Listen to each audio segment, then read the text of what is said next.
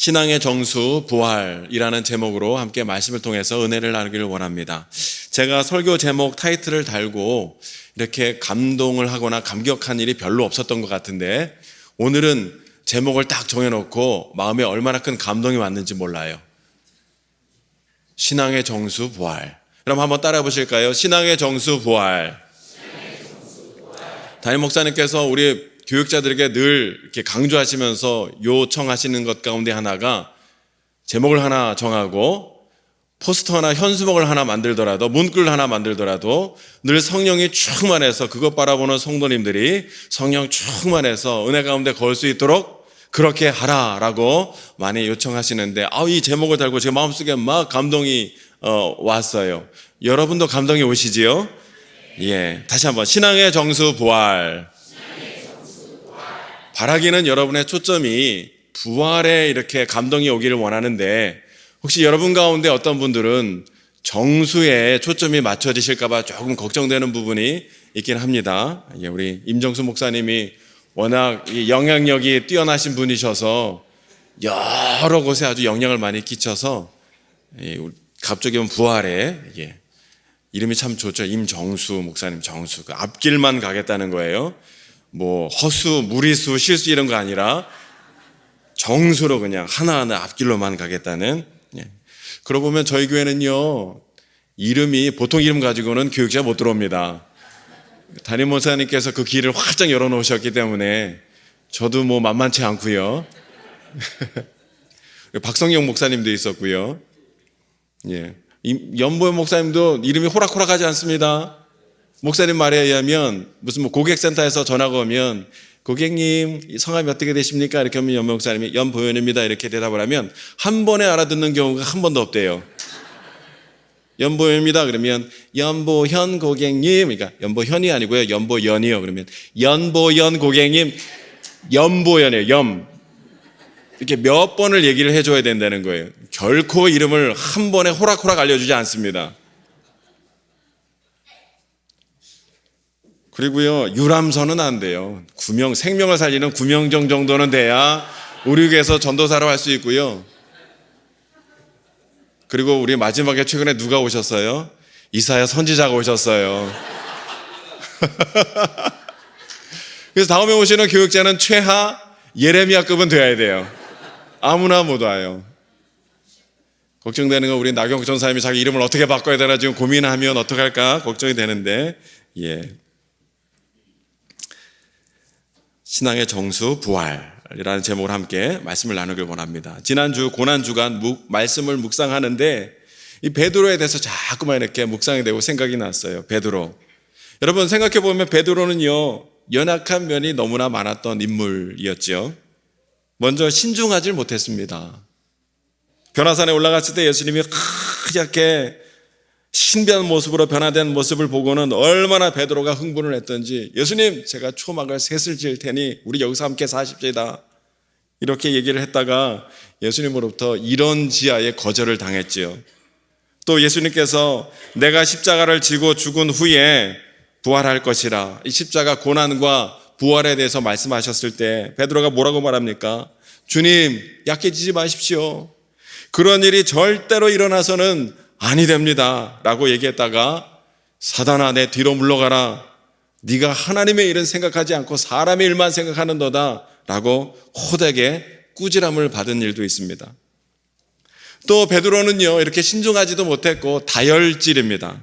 대사장의 종들이 예수님을 잡으러 왔을 때 베드로가 예수님 허락도 안 받고 칼을 빼들어서 휘둘러서 말구의 귀를 떨어뜨리지요.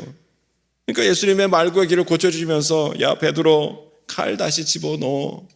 칼로 일어나면 칼로 망하는 법이라 이렇게 말씀하셨어요. 그리고 베드로는요 겁도 많은 사람이었습니다. 예수님 잡히실 때 옆에서 지켜주려 하기보다는 멀찍이 떨어져서 졸졸졸졸 따라가다가 사람들이 자기를 알아보자 나는 저 예수라는 사람을 모르는 사람이요 생사람 잡지 마시오. 나는 모르. 그것도 3번이나 부인했던 인물이 바로 베드로 아닙니까? 이렇게 베드로의 모습은요 인간적인 것으로 생각한다면 그럴 수도 있겠다라는 생각이 들기도 하다가도 또 한편으로는 그래도 베드로가 예수님의 수제자인데 그럴 수가 있나라는 생각도 들더라는 것이죠. 이와 같이 베드로는요, 여러 가지로 부족하고 연약한 것이 참 많았던 것이 베드로였어요.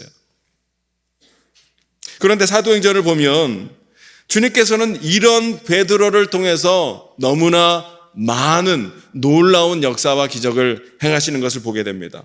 특히 여러분, 베드로가 설교했을 때 수많은 사람들이 베드로의 설교를 듣고는 회개하고 세례를 받는 가운데 그리스도의 품으로 돌아오고 구원받는 역사가 막 일어나게 되었고요. 또 베드로에게서 성령의 능력이 나가서 누웠던 자가 벌떡벌떡 일어나고 병 고침의 역사가 일어나는 가운데 나중에는 사람들이 베드로의 그림자만 덮여도 병이 나을 것이다 라는 확신을 가지고 많은 환자들이 베드로가 가는 길목마다 인산인해를 이루고 채웠다는 것이죠. 그러니까 인간적인 면으로 보면 너무나 부족하고 연약한 것뿐인 것이 베드로인데 왜 주님께서는 그런 베드로를 그렇게 귀하게 들어 사용하셨을까?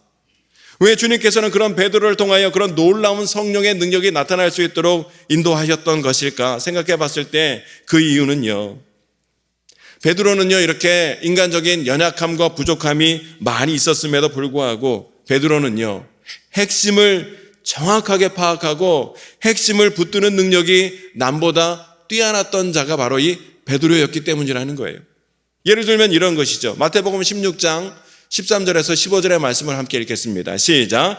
예수께서 빌립보 가이사랴 지방에 이르러 제자들에게 물어 이르시되 사람들이 인자를 누구라 하느냐? 이르되 더러는 세례 요한, 더러는 엘리야, 어떤 이는 예레미야나 선지자 중에 하나라 하나이다. 이르시되 너희는 나를 누구라 하느냐? 아멘.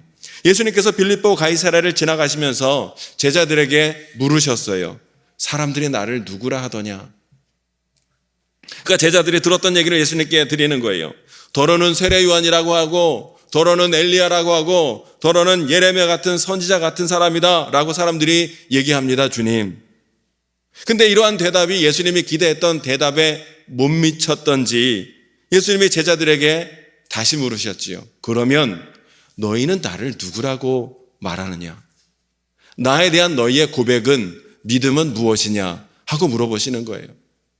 그러니까 제자들 사이에 묘한 긴장감이 흘렀지 않겠습니까? 자기가 대답한 대답이 뭔가 아닌 것 같으니까 예수님이 다시 물어보셨는데 그 대답을 왠지 선뜻 대답하기가 좀 미묘 복잡한 그런 질문인 거예요. 그래서 묘한 긴장감이 흐르고 있는 이때 베드로가 여러분 너무나 기가 막힌 대답을 하지요. 우리가 잘 알고 있는 말씀 마태복음 16장 16절 17절 함께 읽겠습니다. 시작. 시몬 베드로가 대답하여 이르되 주는 그리스도시요 살아계신 하나님의 아들이시니이다. 예수께서 대답하여 이르시되 바요나 시몬아 내가 복이 있도다. 이를 내게 알게 하니는 혈육이 아니요 하늘에 계신 내 아버지시니라. 아멘. 너희는 나를 누구라 하느냐? 이 복잡 미묘한 질문을 듣고 제자들이 머뭇머뭇거리고 있을 때 베드로가 뭐라고 대답했다는 거예요? 주님은 그리스도시요 살아계신 하나님의 아들이십니다. 예수님은 단순한 랍비 선생님이 아니라 우리의 생명을 구원하시는 분이요 하나님께로부터 오신 아들이십니다. 기가 막힌 대답을 한 거예요. 그러자 예수님이 이 베드로의 대답을 들으시고 너무나 깜짝 놀라며 말씀하시기를 베드로야 네가 참 복이 있다. 이거를 알게 하신 것은 혈육이 아니라 하나님이 내게 주신 지혜다.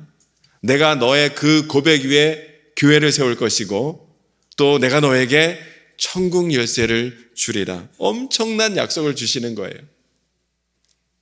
왜 그렇습니까? 이 베드로가 지금 신앙의 핵심을 정확하게 짚고 있었기 때문에 오늘 저와 여러분에게 이런 하늘의 지혜와 명철이 있게 되시기를 주님의 이름으로 축원합니다. 사도행전을 보면요 예수님이 승천하신 이후에 베드로가 했던 몇 차례의 설교가 기록되어져 있는데 이 베드로의 설교를 보면요 베드로가 복음의 핵심을 얼마나 정확하게 붙들고 그것을 전하는지 우리가 알 수 있는 거예요. 사도행전 2장에 보면 베드로가 성령 받은 다음에 사람들 앞에서 했던 설교가 나오고 있고요. 또 3장에 보면 베드로가 요한과 함께 기도하러 가다가 성전 민문 앞에 앉은 날 때부터 안진병이 된 자를 고친 이후에 솔로몬 행각에 쓴 설교가 나오고 있고요. 또 사도행전 4장에는 공에 끌려가면서 변론의 형태로 했던 설교가 나오고요. 또 10장에 보면 이방인 백부장 고넬료 가정에서 했던 설교가 나오고 있는데, 여기에 나오는 베드로의 설교를 가만히 읽어보면 복음의 핵심 진리 세 가지를 정확하게 그가 붙들고 선포하고 있는 것을 우리가 보게 되는 거예요. 그 복음의 핵심 진리 세 가지가 무엇입니까? 첫 번째는 하나님께서 아들을 우리에게 보내주셨다라는 성육신, 그리고 유대인이 그 하나님의 아들 예수를 죽였다는 십자가, 그리고 예수님이 죽음을 이기시고 다시 살아나셨다 하는 부활, 이 세 가지가 계속해서 분명하게 선포되어지고 있는 것을 우리가 보게 되는 거예요. 한번 살펴보실까요? 첫째, 사도행전 2장 23절 24절 함께 읽습니다. 시작. 그가 하나님께서 정하신 뜻과 미리 하신 대로 내준 바 되었거늘 너희가 법 없는 자들의 손을 빌려 못 박아 죽였으나 하나님께서 그를 사망의 고통에서 풀어 살리셨으니 이는 그가 사망에 매여 있을 수 없었습니다. 아멘. 여기 보면 성육신, 십자가, 부활이 나오고 있고요. 사도행전 3장 14절 15절 시작. 너희가 거룩하고 의로운 일을 거부하고 도리어 살인한 사람을 놓아주기를 구하여 생명의 주를 죽였도다. 그러나 하나님이 죽은 자 가운데서 그를 살리셨으니 우리가 이 일의 증인이라. 아멘. 십자가와 부활이 나오고 있고요. 또 사도행전 4장 10절 시작.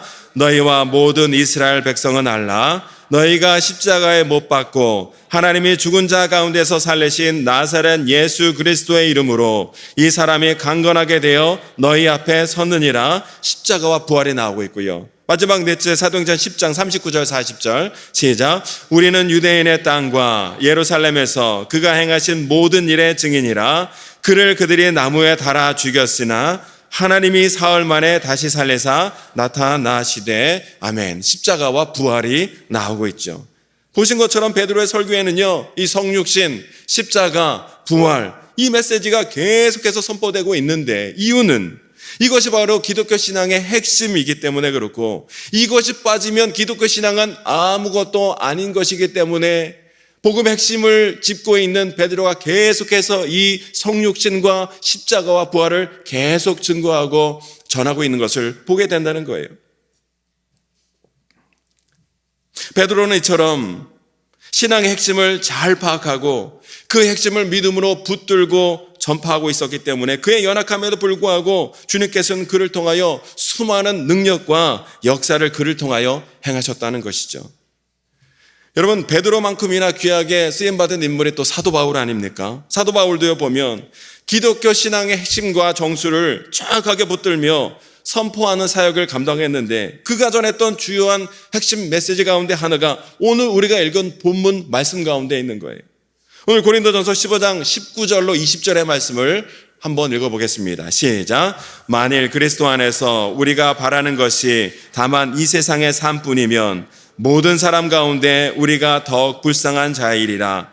그러나 이제 그리스도께서 죽은 자 가운데서 다시 살아나사 잠자는 자들의 첫 열매가 되셨도다. 아멘. 아멘. 사도 바울이 전하고 있는 기독교 신앙의 핵심이 무엇이에요? 예수 그리스도께서 부활하셨다는 거예요.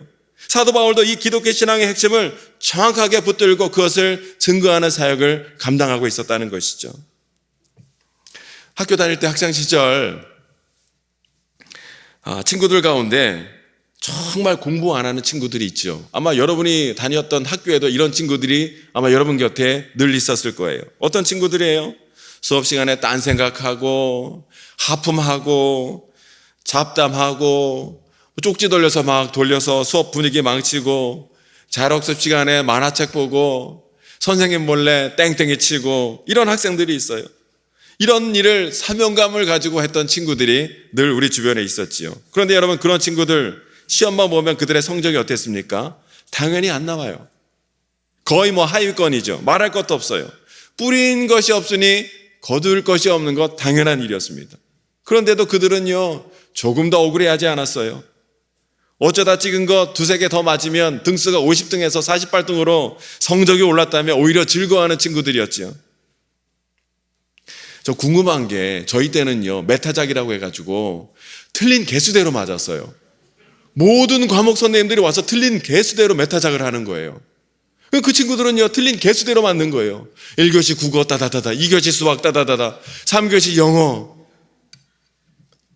맷집이 이러면서 은근히 말하는 게 뭐예요? 저는 그들 편에 속하진 않았다는 것을 은근히 말씀하고 있죠.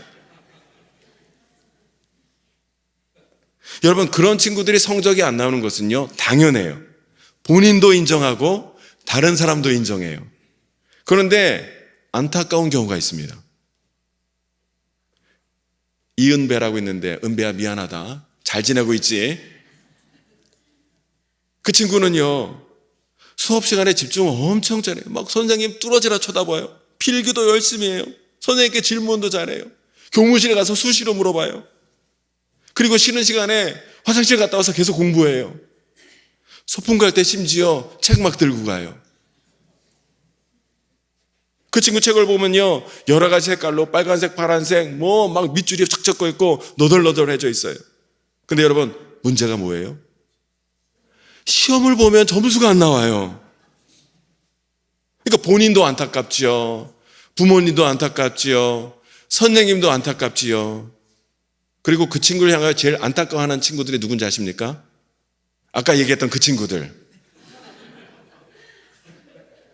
내가 성적 안 나오는 건 당연한데 왜 네가 성적이 안 나오는지 도무지 이해를 못하겠다는 거예요. 미스테리라는 거예요. 여러분, 공부를 열심히 하고 있음에도 불구하고 성적이 안 나왔다. 이유가 뭐예요? 한 가지예요. 핵심을 붙들지 못하고 있는 거예요. 주제 파악을 제대로 하지 못하는 거예요. 그 친구들이 공부하는 노트를 보면 엉뚱한 곳에 밑줄이 쳐 있는 거예요. 만약 오늘 본문의 제목이라 그러면 신앙의 정수 부활, 그러면 어디에 밑줄이 팍팍 쳐 있어야 돼요? 부활에 밑줄이 써 있고 부활에 동그라미가 써야 되지 않겠습니까? 그런데 기독교 신앙이 어떤 유래인가, 어떤 과정인가, 어떤 절차인가, 이런 거에 대해서 막 공부를 하고 있고, 정수도 이 정수가 아닌데 냉수, 온수, 정수 중에 건강에 좋은 건 정수다, 이런 걸 막 공부를 하고 있는 그런 격인 것이죠. 이 친구가 주제 파악이 안 되는, 핵심을 못 잡는구나. 핵심을 못 파악하고 핵심을 못 들고 있으니까 시험 문제 정답의 기로에서 정답이 아니라 엉뚱한 것을 선택하고 그것 붙들고 있구나 하는 것을 깨닫게 되는 거예요. 여러분, 신앙생활도 마찬가지 아닙니까? 성도님 가운데 신앙생활을 대충 하시는 분들도 있대요. 신앙생활 하는 것 같기도 하고 안 하는 것 같기도 하고, 말씀을 읽는 것 같기도 하고 안 읽는 것 같기도 하고, 기도를 하는 것 같기도 하고 안 하는 것 같기도 하고, 크리스찬 같기도 하고 넌 크리스찬 같기도 하고, 헷갈리는 분들이 있어요. 그렇게 신앙생활 하시는 분들의 특징이 뭐냐면 결정적인 순간에 세상 사람들과 똑같은 선택을 하게 되더라는 거예요. 당연하겠지요. 억울할 것도 없어요. 여러분, 신앙생활이 성전 뜰만 밟는다고 뭐 신앙의 깊이가 더해지고 능력이 있게 되고 역사가 나타나는 것은 아니지 않겠습니까? 때문에 이렇게 신앙생활 한다면 매번 교회는 나오는 것 같으나 결정적인 순간에 늘 세상 사람들과 똑같은 결정을 할 수밖에 없다는 거예요. 신앙의 열매가 없게 되는 거예요. 신앙생활을 그렇게 했으니 뭐 억울할 것도 없겠죠. 그런데 문제는 안타까운 경우가 있어요. 어떤 경우냐면 예배도 열심히 참석해요. 목사님 설교 말씀도 잘 들어요. 기도의 자리에도 열심히 참석해요. 헌신과 봉사도 열심히 해요. 여러 가지 면으로 시간적으로, 물질적으로 주님께 열심히 헌신도 하고 노력을 하고 있음에도 불구하고 결정적인 순간에 조금만 어려움이 임하면 시험에 들고 걸려 넘어지는 성도들이 있더라는 거예요. 그렇게 신앙생활을 열심히 하고 있음에도 불구하고 왜 저 성도님은 결정적인 순간에 저렇게 여지없이 걸려 넘어질 수밖에 없을까 생각해 봤을 때 이유가 무엇이에요? 신앙의 핵심을 정확하게 붙들지 못하기 때문이라는 것이죠. 여러분, 우리가 신앙생활 하면서 성도들이 믿음으로 든든히 붙들고 있어야 할 기독교 신앙의 핵심이 무엇이라고요? 하나님의 아들이 이 땅에 오셨다는 성육신, 그 예수님이 우리를 위하여 십자가 피 흘려 죽으셨다는 십자가, 그리고 죽으신 예수님의 죽음, 사망 권세를 이기시고 부활하셨다는 부활. 성도는 언제나 이 세 가지를 믿음으로 든든히 붙들고 있어야 신앙이 흔들리지 아니하고 주 안에서 믿음 안에 신앙의 열매와 능력이 나타나게 되리라는 거예요. 이 중에서 어느 것 하나라도 흔들리면 안 되는 거예요. 왜냐하면 우리가 성육신을 생각할 때 어떻습니까? 그 아들을 내어주시면서까지 사랑해 주신 하나님의 사랑이 나에게 있건만 내가 무엇을 두려워한단 말인가 하면서 우리는 이 모든 어려움을 능히 이겨낼 수 있는 힘을 공급받게 되는 것이고요. 주님의 십자가를 묵상할 때마다 예수님의 십자가와 사랑으로 나는 구원받은 하나님의 자녀가 되었노라 하는 세상에 알지도 못하고 주지도 못하는 하늘의 기쁨과 소망이 우리에게 샘솟게 되는 것이고요. 예수님의 부활을 생각할 때마다 내 인생의 끝은 죽음이 아니라 부활이요 영원한 생명이로다. 더 이상 죽음을 두려워하지 않은 성도로 우리가 살아갈 수 있게 되리라는 거예요. 이렇게 성도는 이 기독교 신앙의 핵심을 붙들고 있을 때 우리는 어떤 상황과 환경 가운데 있다 할지라도 결코 두려워하거나 절망하거나 좌절하지 아니하고 이 영원한 기쁨과 소망을 누리며 살아갈 수 있게 되리라는 것이죠. 오늘 저와 여러분의 가운데 그러한 신앙생활의 은혜와 능력이 충만하게 되시기를 주님의 이름으로 축원합니다. 그런 의미에서 오늘 우리는 이 성육신과 십자가와 부활 가운데 이 부활절을 맞이하여 부활에 대해서 좀 더 살펴보기를 원하는데, 그렇다면 부활이 왜 기독교 신앙의 정수이요 핵심이 되는가 하는 것을 오늘 본문의 말씀을 통해서 두 가지를 좀 잠깐 나누려고 하는데, 첫 번째, 부활은요 죽음마저도 이기신 것이기 때문이라는 거예요. 한번 읽어보실까요? 부활은 죽음을 이긴 것입니다. 부활은 죽음마저도 이기신 것이라는 거예요. 여러분 19절의 말씀을 함께 읽어보실까요? 19절 시작. 만일 그리스도 안에서 우리가 바라는 것이 다만 이 세상의 삶뿐이면 모든 사람 가운데 우리가 더욱 불쌍한 자이리라. 이 말씀을 읽으면서 우리가 자연히 초점이 어디로 맞춰지게 되면 불쌍한 자이리라. 여러분 누가 불쌍한 자라는 거예요? 내가 부활이 있다는 믿음을 가지고 신앙생활 열심히 하며 잘 감당했음에도 불구하고, 만약입니다, 내가 부활이 있는 믿음을 가지고 신앙생활 잘 감당했음에도 불구하고 만약에 내가 죽었을 때 부활이 없고 천국이 없다면 어떻게 되는 거예요? 여러분 이보다 더 허망한 일이 또 어디 있겠냐는 거예요. 만약 부활도 없고 천국도 없다면 사도 바울처럼 일평생 복음을 전한 삶도, 또 우리처럼 우리가 믿음으로 살겠나라며 몸부림쳤던 성도들도 모두 여러분 헛된 삶, 불쌍한 자가 되리라는 거예요. 부활이 없다면. 그러나 여러분 걱정하지 않아도 된다는 것이죠. 왜냐하면 성경이 부활을 증언하고 있고 무엇보다 예수 그리스도께서 사망 권세를 이기시고 부활한 것이 역사적 사실이기 때문에 우리는 이에 대해서 더 이상 걱정하지 않아도 된다는 거예요. 우리는 더 이상 불쌍한 자가 아니라는 거예요. 우리는 이렇게 이 말씀을 이렇게 읽으며 은혜를 받을 수 있는 것이죠. 그런데 설교를 준비하면서 오늘 본문 말씀을 읽으면서 계속 묵상하는데 초점이 우리가 더욱 불쌍한 자라는 구절이 자꾸 눈에 띄는 거예요. 우리가 더욱 불쌍한 자이리라.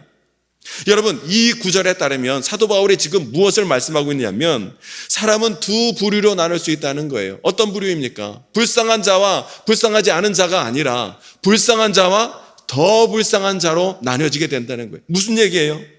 사도 바울이 지금 모든 사람은 다 불쌍한 자다라는 것을 전제하며 지금 말씀을 전하고 있지요. 여러분 사도 바울이 왜 모든 사람이 다 불쌍한 자라는 것을 전제하며 이 말씀을 하고 있습니까? 뭐 사도 바울이 염세적인 사람이기 때문에 그랬을까요? 아니라는 거예요. 분명한 이유가 있는 거예요. 그 이유가 무엇인지 로마서 6장 20절에서 23절로 우리는 찾을 수 있어요. 한번 읽어보실까요? 시작. 너희가 죄의 종이 되었을 때에는 의에 대하여 자유로웠느니라. 너희가 그때에 무슨 열매를 얻었느냐? 이제는 너희가 그 일을 부끄러워하나니 이는 그 마지막이 사망임이라.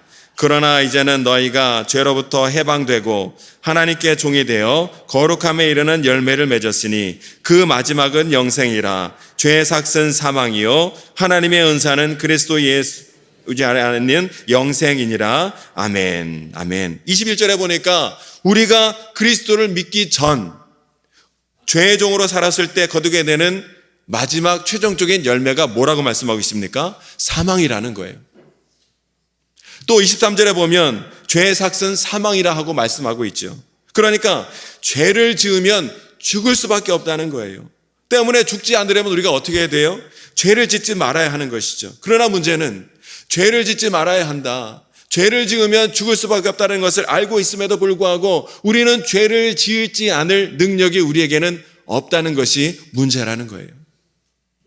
이와 같이 모든 사람은 다 이런 죄의 영향력 아래에 있고 이 죄에 끌어당김에서 자유로울 수 있는 사람이 아무도 없다는 거예요. 마치 모든 지구상에 있는 사람들이 중력의 영향 아래에 있는 것처럼 모든 사람들은 이 죄의 영향력 아래에 있기 때문에 스스로의 힘으로는 결코 이 죄의 영향으로부터 벗어날 수 없다는 거예요. 때문에 모든 사람은 죽을 수밖에 없는 것이고, 그래서 모든 사람의 결론은 뭐라는 얘기예요? 모든 사람들의 결론은 죽음이고 불쌍한 인생, 더 불쌍한 인생이 될 수밖에 없다라는 것입니다. 여러분, 죽음이 결론인 인생, 이 얼마나 불쌍한 인생입니까?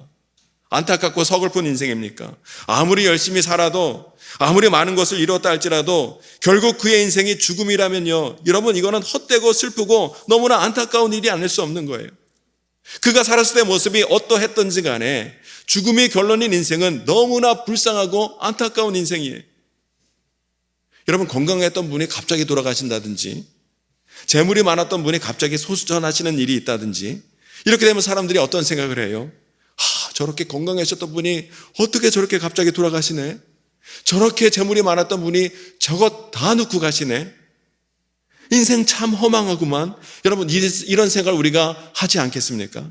그러니까 건강하든지 건강치 못하든지, 재물이 많든지 적든지, 상황과 환경이 어떠하든지 간에 세월이 지나고 흐르면서 점점 죽음에 가까워지는 인생을 살아가고 있는 건 너무나 서글프고 안타까운 일일 수밖에 없는 거예요.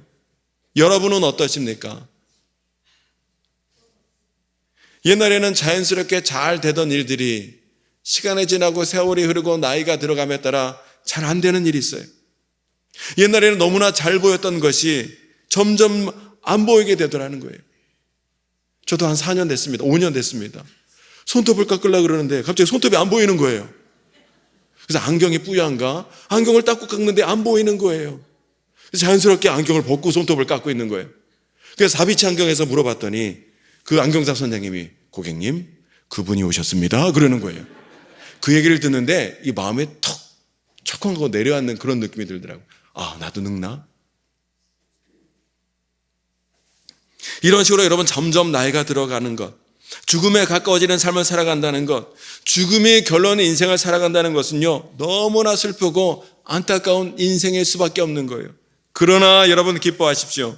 그리스도 안에서 성도에게는 죽음이 더 이상 결론이 아닌 줄로 믿습니다. 왜냐하면 예수님이 사망 권세 이기시고 부활하심으로 그것을 우리에게 친히 말씀해 주셨기 때문이라는 거예요.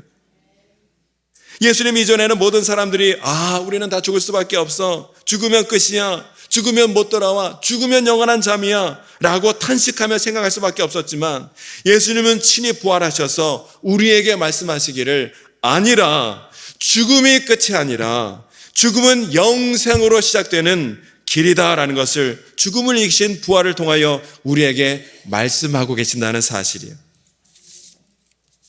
그런 의미에서 여러분, 고린도전서 15장 19절 20절 말씀을 다시 한번 읽어보도록 하겠습니다.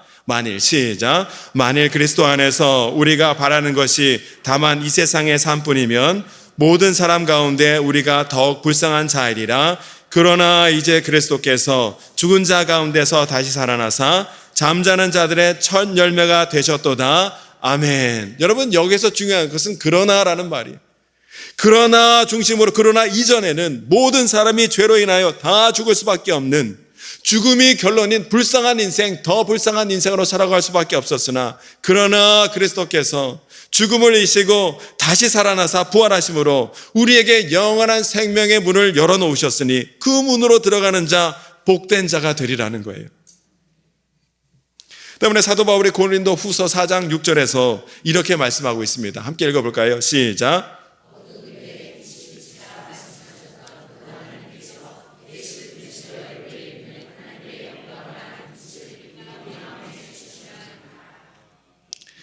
여기, 그러므로 우리가 낙심하지 않으니 우리의 겉사람은 낡아지나 우리의 속사람은 날로 새로워지도다 하고 말씀하고 있어요.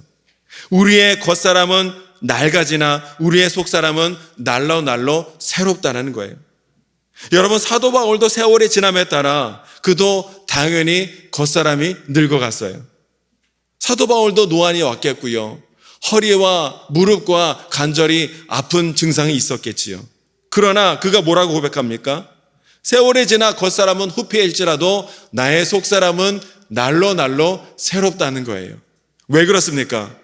부활하신 예수 그리스도로 말미암아 이제는 겉사람의 후패함이 중요한 인생이 아니라 그리스도 안에서 부활신앙으로 말미암아 내가 점점 더 그리스도의 부활과 영생에 가까워지는 인생을 살아가고 있기에 나의 속사람은 날로 날로 새로워지노라 하고 그가 고백하고 있더라는 거예요. 2024년 부활절을 맞이하는 오늘 저와 여러분들이 그저 시간이 지나고 세월의 흐름에 따라 늙고 약해지고 겉사람이 후패함을 바라보는 가운데 옛날이요, 인생 무상하도다 한탄하는 죽음이 결론인 불쌍한 인생을 살아가는 자들이 아니라 사망 권세에 이기시고 부활하신 예수 그리스도를 믿는 믿음으로 영생을 누리는 가운데 우리의 속사람이 날마다 새어러지는 은혜와 기쁨이 있게 되시기를 주님의 이름으로 축원합니다. 부활의 신앙의 정수인 이유는 부활은 죽음마저 이기신 것이기 때문이라는 거예요. 두 번째, 부활의 신앙의 정수인 이유는요, 부활은요, 우리까지도 살리신 것이에요. 우리까지도 살리신 것. 한번 따라해 보실까요? 부활은 우리까지 살리신 것입니다. 부활은 죽음마저도 이기신 것이고 두 번째는 우리마저 살리신 것이라는 거예요. 여러분, 2021년 여러분 아마 기억하시는지 모르겠는데 7월 정도에 미국 버진 항공사에서 조종사 2명하고 민간인 신청사 4명을 태우고 90분 동안 우주여행을 다녀온 일이 있었어요. 당시 그 기사를 매스컴들은 드디어 우주 시대가 열렸다 하면서 대대적으로 대서특필을 한 일이 있었습니다. 그때 저는요, 그 기사를 읽으면서 이런 기억이 있었어요. 우주에 가면 어떨까? 어떤 느낌일까? 특히 중력 상태가 어떤 상태일까? 너무나 궁금했고, 나도 좀 우주여행을 좀 해봤으면 좋겠다 하는 생각이 들었어요. 그런데 그 당시 기사를 읽으면서 우주여행은 나랑은 무관한 일이구나 금방 마음을 접었습니다. 왜냐하면 우주여행선 그거 한번 타기 위해서 비용이 당시 얼마 들었냐면 3억이 들었어요. 3억. 그리고 2차 다녀왔을 때는 6억이라는 거예요. 6억. 여러분, 혹시 이 자리에 있는 분 중에서 90분 여행 다녀오기 위해서 6억의 비용을 쾌히 지불할 의향이 있으신 분이 혹시 있으실까요? 여러분, 이거는요, 레오나르도 다빈치 같은 유명 연예인이나 레오나르도 디카프리오 같은 유명 연예인이나 무슨 잘 나가는 기업 CEO 이런 분들이 웃돈 주면서 대기하고 있는 여행이지 일반인들은 결코 꿈꾸지 못할 일이라는 거예요. 그러니까 여러분, 우주여행이 너무나 궁금하긴 한데 우주여행의 가능성은 이렇게 열렸는데 이 우주여행은 지금 나와는 무관한 일이 되어버렸다는 거예요. 왜냐하면 그것을 위해 치러야 할 대가가 너무나 엄청나게 크기 때문에 나와는 무관한 일이에요. 여러분, 제가 지금 무슨 말씀을 드리는 거냐면 예수님은 죽음을 이기신 부활로 인하여 성도들에게 영생의 문을 열어놓으시죠.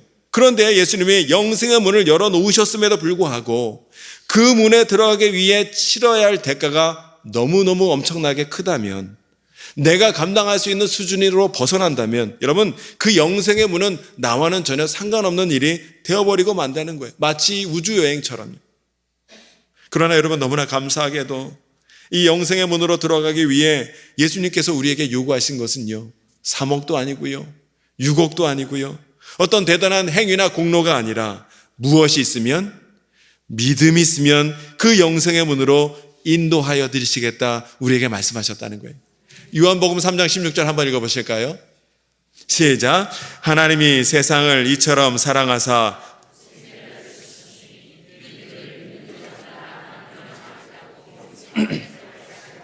아멘, 아멘. 여기 보면 누구든지 예수 그리스도를 나의 구주 나의 하나님으로 믿고 영접하면 예수님이 부활을 통하여 열어놓으신 영생의 길로 우리를 인도하여 드리시겠다는 거예요.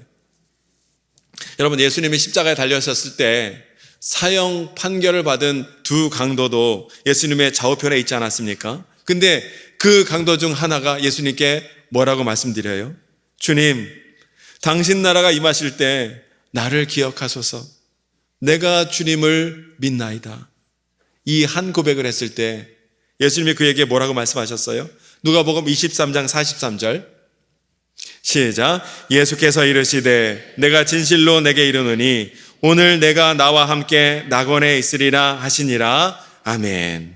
여러분, 이 마지막 순간에 나약하고 미약한 고백이라 할지라도 주님을 믿는 진실된 고백이 있는 그에게, 진실된 믿음이 그에게 있다면 그는 이 영생의 문으로 들어갈 수 있게 되리라는 거예요. 목사님, 그 천국에 들어가는 것 치고는 너무 자격이 미약한 건 아닙니까? 너무 부족한 것 아닙니까? 라고 혹시 생각하신 분이 있다면 맞아요. 이 엄청난 천국에 들어가기 위하여 자격이 미약하고 부족해 보이는 것은 사실이지요. 그러나 여러분, 우리가 천국에 들어가기에 필요한 엄청난 그 대가는 누가 치러주셨어요? 예수님이 이미 십자가 위에서 피 흘려 죽으심으로 다 치러 놓으셨기 때문에 우리는 그 예수님을 나의 구주 나의 하나님으로 믿고 영접하기만 하면 그 믿음으로 말미암아 우리는 영원한 생명 천국으로 들어가게 되는 줄로 믿습니다. 때문에 예수님을 믿는 믿음이 있으면 누구든지 예수님이 부활로 열어놓은 이 영생의 문으로 들어갈 수 있는 것이기에 구원의 문, 영생의 길은 나와 오늘 무관하지 않다는 거예요. 누구든지 언제든지 얼마든지 예수 그리스도를 믿음으로 말미암아 구원을 얻고 영생을 누리게 되리라는 것이죠. 때문에 예수님의 부활은 기쁜 소식이 되는 거예요. 복된 소식이 되는 거예요. 신앙의 정수가 되는 거예요. 예수님을 믿는 믿음과 이 부활의 신앙 위에 굳건히 서서 나를 위하여 열어놓으신 생명의 문으로 들어가는 가운데 이 하늘의 기쁨과 소망을 충만하게 오늘도 누리는 저와 여러분 모두가 되시기를 주님의 이름으로 축원합니다. 여러분, 오늘 부활절이에요. 사망 권세에 계신 예수님의 부활은 우리에게 두 가지 의미에 있어서 큰 의미가 있음을 살펴보았습니다. 부활은 죽음마저 이기신 것이기에 성도의 인생의 결론은 더 이상 죽음이 아니라 영원한 생명이다라는 사실을 우리가 나눴고요. 또 부활은 우리마저 살리신 것이기에 예수님을 믿고 그 부활 신앙 안에 거하는 자, 부활을 통하여 열어놓으신 영원한 생명 기쁨을 누리게 된다 하는 것을 우리가 살펴보았습니다. 오늘 2024년 부활절이 습관적으로 연례적으로 지나가는 절기가 아니라 부활의 첫 열매가 되신 예수 그리스도로 말미암아 내 인생의 결론은 영원한 생명입니다. 나도 예수님과 같이 부활의 열매, 생명의 문으로 인도함 받게 되었습니다 라는 사실을 기뻐하고 즐거워하는 가운데 우리를 구원해 주신 하나님과 예수 그리스도께 더욱더 큰 감사와 찬양으로 나아가는 저와 여러분 모두가 될 수 있게 되시기를 주님의 이름으로 축원합니다. 기도하겠습니다. 사망 권세에 계시고 부활의 첫 열매가 되신 예수 그리스도를 찬양합니다.